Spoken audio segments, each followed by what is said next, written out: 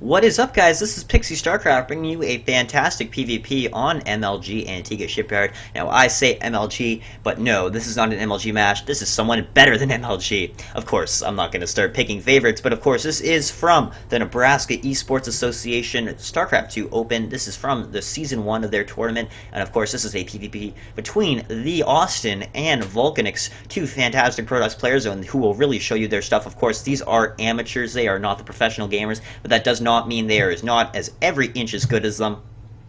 Of course, these are two, of course, a PvP. I was going to sort of get my mind on track. I'm sort of in awe of these players. I'm sort of getting a little bit scatterbrained. I wanted to discuss the fact that this is a PvP. And a lot of people think that PvP is kind of a stale matchup, that it's sort of a coin flip. And I disagree with that statement. I don't think any matchup is a coin flip. I think what PvP really comes down to is your expansions. Because everything you do should be centered around whether your opponent's going to expand, when you should expand, why is he not expanding, etc. You'll hear people like Day9 talk about that a lot because they really believe that expansions are sort of the key part of StarCraft. And I sort of agree with that, especially in PvP, because tech, expansions, and army are sort of the three things you want to be focusing on, of course, with drones and, rather, probes, as this is Protoss. They are not Zerg. They do make probes, as it says right here. I think that when you choose to tech, when you choose to expand, when you choose to attack, really is really important in PvP. Why do I say that? Because you'll see a lot of Robo, you'll see a lot of Colossus, you'll see a lot of sort of that stuff, and you'll sort of wonder when and why he chooses to do that. Does he want to sort of stay at home, make a large enough force to defend attacks, but sort of focus on expansion and tech, or does he want to really make a big force early on and attack really soon? I mean, we see things like the 4-gate, which is basically an all-in, because you're just putting so much money into your army. And then we see stuff like, fast expands, a lot of robo play, like getting that observer out too.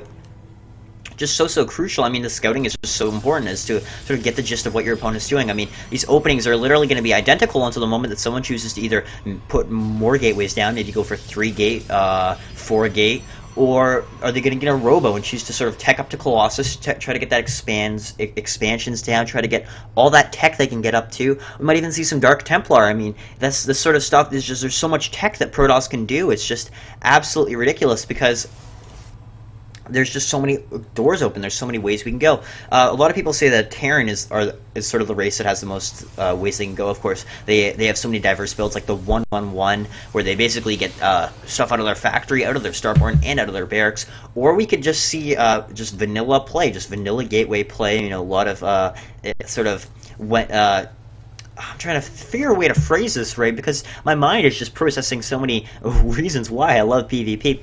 Is he going to sort of attack the expansions? Will Vulcanix go for an early expand? Will Austin go for some sort of quick expand so we can get that macro flowing? I guess just time will tell. I mean, I've talked about it almost constantly since the game started. I'm just so excited to see what these players are going to do.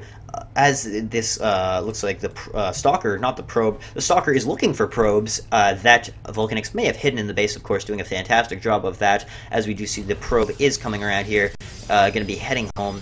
Looks like 2 gases are going down for Vulcanix, and 2 gases are going down for Austin. So it looks like these players are not going to be doing some sort of 4-gate, as 4-gates usually are powered off 1 gas geyser. They are, in fact, going to be going for that tech play. 2 more gas gateways are flying down, or it's getting set down. I'm not sure they're going to fly anywhere. Of course, they are sort of hovering. I mean, these are even touch the ground. They're just balls of light. Not exactly the most interesting building animation that Blizzard could come up with. As Terran, you get to see the entire thing construct, and Zerg, you get to see it morph. The robo going down for Vulcanix, and that quick observer. So it looks like Vulcanix is just going to favor. Just going to favor getting that quick observer. Knowing what's going going on in Austin's base is going to be so crucial. We even have hallucination for those hallucinated phoenixes, but he's going to opt for getting the observer instead. He's just going to make sure that no probes are hiding out here. Getting those pylons, great pylon placement, getting that entire base lit up with pylons so he can build a building anywhere he likes. Same goes for Austin. I mean, these pylons are just covering such a wide area. Of course, going to spread out pylons here and here to get everything lit up. Now, he does have a lot of stalkers, as the stalker does sort of freak out. Easy there, buddy. And a lot of sentries. Now, these are both very gas-heavy units, and of course, sentries being extremely gas-heavy with almost over 100, actually no, just 100, not over 100 gas each, but he is going super gas-heavy, meaning that he is going to sort of delay this robo by quite a bit, as this observer is already out. The immortal are almost already done. in opting to get those sort of gas guys so we can just be 100% safe from the early pushes. However, this is going to sacrifice a little bit of tech just to be completely safe, but I completely agree with this. As in PvP, you can be endangered almost any time unless you get those sentries out who are going to be able to put down those force fields, which are just going to be so crucial in Vulcanix space. We do see the Immortal is out, meaning that he's going to be safe from early Stalker pushes, as the Immortal is just so good at taking down those Stalkers. It's almost like it is actually a walking cannon. Here's a fun fact. Did you know that Immortals are actually Zealots? Because when Zealots die, they don't actually die. They get transported to Shakuras or Ire or whatever, and they get turned into Immortals, which is just, I find it kind of interesting in this sort of lore. Looks like the Observer is out for Austin now. It looks like the Observers are going to be going in tandem, being little Observer buddies, which is kind of cute when you consider it, but of course they are enemies. They're going to sort of have to observe each other to death, be their little peeping toms. Now, Vulcanix is going for that expand. I would say relatively late at the 8-minute mark. However, he just wanted to make sure he was completely safe, not actually having that much in terms of tech, but he is basically just saving all his money, opting to go for expansions and tech over gateway units. He is getting the second Immortal right now. Looks like Vulcanix is opting not to expand, although he does have a kind of a large force, loading that large force into a Warp Prism as he keeps these Stalkers back. It is over here. Does the Observer see this? I think he actually might have spotted that. What is his reaction? He did spot it. Indeed, he is moving these Stalkers all the way back to probably going to be right here, so the Observer can't sort of swing around and drop in the mineral line. Getting another Immortal out. He's just being so safe. In Austin's base, we are seeing the Robo Bay go down, which was spotted by this Observer right here. So Austin sort of knows what's up, and he's sort of getting that high Immortal counts to take down those Colossus. So when those Colossus do show up, the Immortals will do a lot of damage. Looks like the Warp Prism is sort of skirting along the outside of the base. I'm not sure that Vulcanix has spotted this yet. I think Austin will scout this expand as he comes over. What is Austin seeing right now? If we head on back here, we do see that he has not actually scouted the base that's being built, which is actually going to be pretty devastating. And we do see these probes are going to be quite vulnerable to this drop if the Stalkers can't get over there in time. However, I think there are more than enough Stalkers to deal with this. Dropping the Sentry in there, what's that Sentry going to do? He's going to force field, trapping all those probes in there with that Zealot. Such great play. The Zealot's not attacking them, though. That Zealot really needs to attack. Taking down one probe. Is he going to take down the second probe? Looks like he's not actually going to be set on an attack move. That is so bad. I don't think he's done any economic damage. I think he just lost a whole drop there, losing 600 resources for the damage that he did, which was only one worker killed. So an utter loss on Austin's part. Unfortunately, that Warp Prism did get away, but it did do no damage.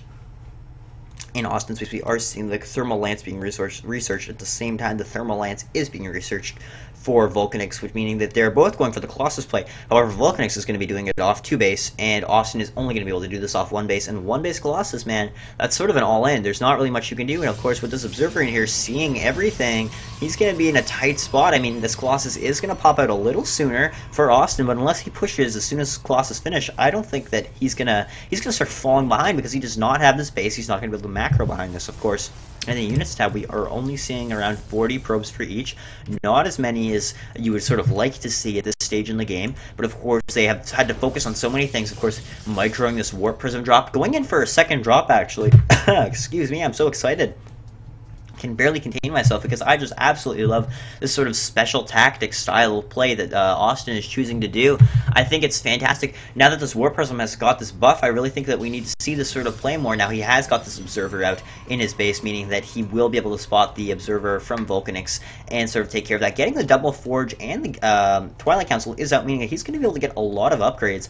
Getting all these upgrades and Colossus off 1 base now is kind of dangerous. There he is actually getting the expand, as I say that. Also sniping that Observer, just so unnecessary, and the Warp Prism drop is going to be coming in. Looks like it will be spotted and shot at, only doing shield damage, however, meaning that he will be safe to drop another day. Looks like over here the expansion is going down very late, so much later than the expansion here. Looks like the gases are not being saturated either. Vulcanix realizing he needs to get a little bit of a higher probe count. Cutting probes, actually. Both players are not making any probes right now, which is I do not recommend at all. But of course, they just have so much to do right now as he is microing this drop quite well. He's choosing not to drop there, as these Stalkers could just go over there and shoot him very easily. So actually choosing to head all the way back home. But he did actually, if he didn't scout it before, he did scout the Colossus right now. No, so he knows that there are Colossus on the way. 2 of them already out here. We are only seeing the 1 Colossus out here, but another one is in production. He is also getting the double upgrades, meaning that he might delay the Colossus just a little bit in lieu of getting all those juicy upgrades. Are we actually going to see the Warp Prism being able to poke in here? Looks like the Stalkers are very close, but this Warp Prism actually just might go ahead and drop in the natural, as there are not as many probes at the natural here, and the Stalkers might actually take a while to get down there, but of course the Colossus are going to be able to do a lot of damage. Looks like Vulcanix is also getting Blink, as we can see here, which is just going to be so useful against microing against these Warp Prism drops. Looks like another Sentry drop. Will he get the Force Field up? Yes, he will. It looks like the taken almost instantly by all his Colossus. Looks like he will leave these guys to die and just fly the Warp Prism away. I do not recommend this. I mean, he could have just picked them up. He would have saved so much resources in the units last time. Let's check it out, man. Losing a lot of resources for not a lot of gain. I mean, he's only killed about 2 workers in both of those drops. Just, man, Vulcanix is just being so tight right now, securing those drops. And once Blink finishes, dropping is going to be almost impossible. Even scouting out that TheAustin does not have a third. Vulcanix did scout that, and I believe that I'm pronouncing his name correctly, as it looks like he is going to snipe that stalker. If it's Vulcanix or Vulcanix, I've got to learn to pronounce these things better. However, this is a relatively small force for what Vulcanix has. I mean, 3 Colossus, a decent amount of Immortals, and a lot of Zealots. I mean, TheAustin's going to have to be very careful, as he does have 2 Colossus, which is quite a few, but Vulcanix is going to have the high ground advantage. However, this Warp Prism is also going to be very helpful, as when this attack does occur, he can just warp guys up on the high ground. But Blink is now done for Vulcanix. He does have the Blink sort of advantage right there, but looks like Austin is going to have these upgraded advantage, and he's going to have charge for these Zealots probably by the time he attacks, meaning that he's actually going to be in fairly good shape. Another Colossus is on the way, but of course another Colossus is also on the way for Vulcanix. It looks like he's going to have 5 Colossus by the time this attack hits. It's going to be so deadly. I mean, Colossus and good force fields at the front would literally just zap away almost everything, getting the Zealots in a nice box at the front. Not completely saturated here yet. Even just one probe just sort of chilling, so sort of being a little bit scatterbrained, but of course these players are not perfect. They're going to make tiny little mistakes. That a small counterattack, only 2 Zealots, could actually do a decent bit of damage, as there's literally nothing going on, not even setting his rally points. Austin just really sort of being scatterbrained right now. Maybe this is one of his first tournaments, because these rally points are sort of a key thing. He's going to be sniping these pylons too, but he will be taken out. These Zealots do have +1 and charge, meaning that they're going to snipe these Zealots very quickly. Actually going to get that pylon though. A huge push coming in here. Looks like he is going to warp in on the high ground too, but it looks like, wow, Vulcanix just has so much more, sniping almost all of these Zealots. Almost essentially, the Zealots are on a move command. They're not actually doing any damage. The force fields are going, yeah, they're going to trap all these Zealots in here. They're going to get sniped by all these Colossus. Absolutely huge blunder on Austin's part. He should not have engaged there. He lost so much. We checked the units last time, almost losing, has lost actually 1,000 more resources, almost. Absolutely insane play by Vulcanix, getting all those Colossus out. 5 Colossus. I am absolutely in love with the way Vulcanix is playing right now. Although, he has got the +1 attack and the +1. He is also getting +1 armor right now, or +2 armor rather. Excuse me. He's just not been able to macro this well against Vulcanix's play. Is Vulcanix going to opt to take a third? He actually might do that, as he pushes out a third. Would be very wise right now, as he is completely safe and have to take that third. Looks like the Colossus are sort of prancing their way across the map. Looks like the Stalkers are leading the charge, going to go all the way back up here. Now, he does have a lot of Colossus, and if he gets good force fields, he could actually set Vulcanix back quite a bit too. However, Vulcanix does have that Blink, so Blinks onto the high ground would be very deadly. More Colossus are coming out. +2 is just finishing now. And a Dark Shrine is also going down for TheAustin, meaning that he is going to have those DTs, which actually going to do a lot of damage if he does not get those Observers with that army. He really needs those Observers with this army right now. Proxy Pylon is setting up another Proxy Pylon, because why not? Also going to help with that supply cap. Opting not to get any upgrades this entire game, which I don't really agree with, but leaving these 2 Stalkers at home, which is actually really good play. Getting even more Colossus out right now, getting the space finally fully saturated. Is he actually going to opt to take this third? Looks like not. He's going to go ahead and engage. This is going to be so incredible. Popping the Guardian Shield. The Stalkers are going to go into the high ground. The Colossus are up here though. They're going to actually be shooting down on the low ground, doing a lot of damage if Vulcanix is not microing this correctly. He's shooting. He does not know what to shoot. Sniping one Colossus. Will he snipe another? He will snipe a second Colossus. Will actually get that third. Looks like he will. The DTs are being warped in though, which means that they're going to be with no observer at Vulcanix's army. They're going to be, these DTs are going to be doing so much damage right now. He's going to have to pull back as soon as he notices these DTs. He does actually notice them. If we check out Vulcanix's view right now, he cannot see these DTs. He can only see his units get sniped. I mean, he's in a lot of trouble if he does not get an observer at this army right now. He is getting the observer out right now. He's trying to chrono boost that as fast as he can.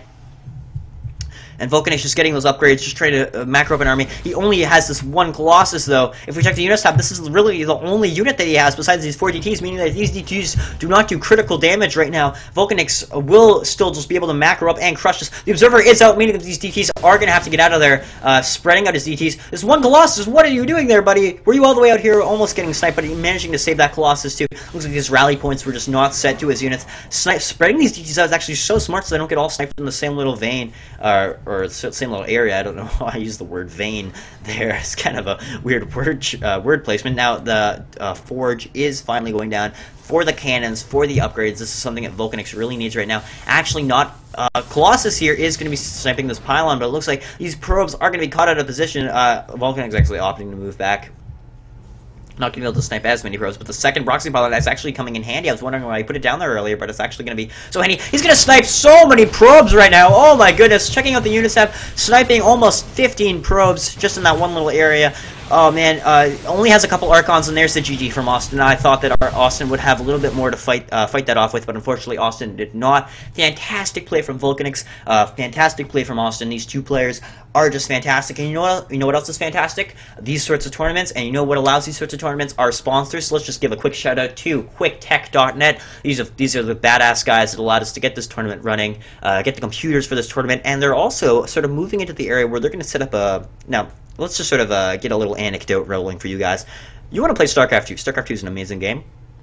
You need a computer, and you need a badass computer, which is why you should go to quicktech.net, which is tech with a T-E-Q, not T-E-C-H, so just remember that, T-E-Q, quicktech.net, and you can go and you can order an amazing gaming rig. These guys are going to build it for you just the way you want it. They're going to get all the specs that you want, and you can play as much StarCraft as you want. You can come and play with us, and you can sign up for any tournaments that the Nebraska Esports Association does. So please check us out, guys. Check QuickTech out, and please join me for Game 2, as I'm really excited to see who is going to win this series.